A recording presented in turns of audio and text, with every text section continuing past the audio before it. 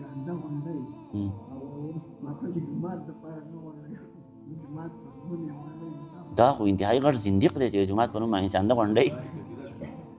دا خو غټ زندیق دی چې ډېر جومات په نوم چانده غونډۍ او ځان لی خوري داسې هم ډېر شي خلک شته دی د دې خبرې زه ډېر سخت خلاف یم چې یاره په جوماتونو کې دا کمیټۍ جوړې شوي دي د دې نه امام هم نه خبر د دې نه د محلي مشران هم نه خبر او کمیټیان والا اکثر دا کار کوي چې یاره دوی یو کس ټاکلی وي هغه له تنخوا ورکوي چې لکه ته دلته چاندې راغونډوه او دغه کمیټۍ والا بیا په خپل منځ کې دا شی ته تقسیموي دا لږ چې ښکته ورشي دا قسم یې شته دی دلته خو شکر دی دغه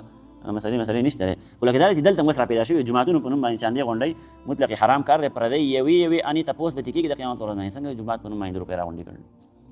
او نو دا غلط کار دی ښه انتهایي غلط کار دی ښه جي وفي الرقاب او هغه مال چې هغه تاسو د غلامانو په آزادولو کې خرج کوي مطلب په دغه ځای کې خرج کوي یو مصرف دغه هم دی نو غلامان خو اوس نشته پخوا زمانه کې به وو پیغمبر علیه صلات وسلام په دور کې غلامان به وو او د غلام د آزادولو ډېر زیات فضیلت ډېر زیات ثواب دی ټیک شو که نه نو خلکو به غلامان آزادول نو الله جل شانه ذکر کړي چې یاره تاسو دا کوم غلامان آزادوئ نو په دې کې هم ډېر زیات ثواب دی دغه هم د مال د خرج کولو یو مصرف دی یو ځای دی نو غلامان پرې آزادوئ